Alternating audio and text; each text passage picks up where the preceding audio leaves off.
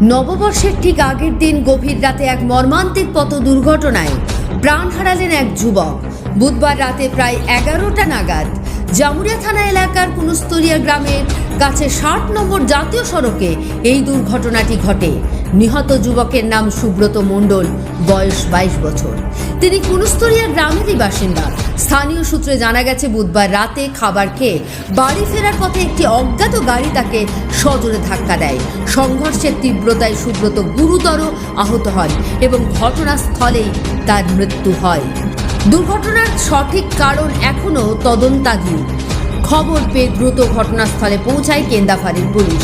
মৃতদেহ উদ্ধার করে ময়না তদন্তের জন্য আসানসোল জেলা হাসপাতালে পাঠানো হয়। এই মর্মান্তিক ঘটনায় গোটা এলাকায় নেমে আসে শোকের ছায়া।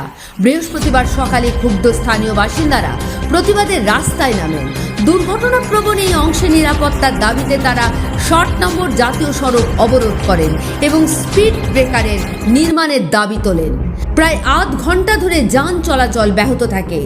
ঘটনা সম্পর্কে স্থানীয় বাসিন্দা হিরেন মণ্ডল জানান, আমাদের গ্রামের একটা ছেলের অ্যাক্সিডেন্ট হয়েছিল, স্পটে মারাও গেছে।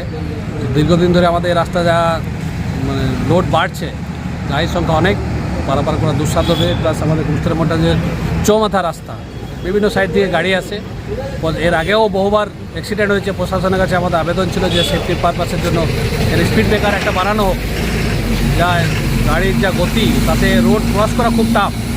গ্রামের মানুষের একটা খুবই দাবি প্রশাসনের কাছে, যাতে আমাদের এখানে স্পিড ব্রেকার বানানো হয়।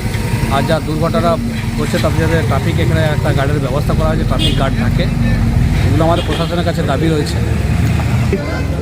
অ্যাক্সিডেন্ট হচ্ছে সুব্রত মণ্ডল, বাবার নাম রঞ্জিত মণ্ডল, কুনুস্তরিয়া গ্রামেরই আমাদের ছেলে বটে।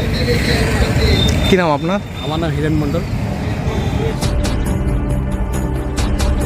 পরে পুলিশ প্রশাসন ঘটনাস্থলে পৌঁছে যথাযথ ব্যবস্থা নেওয়ার আশ্বাস দিলে অবরোধ তুলে নেওয়া হয়। তবে স্থানীয়দের দাবি, ভবিষ্যতে এমন মর্মান্তিক দুর্ঘটনা এড়াতে অবিলম্বে স্থায়ী নিরাপত্তার ব্যবস্থা গ্রহণ করা হোক।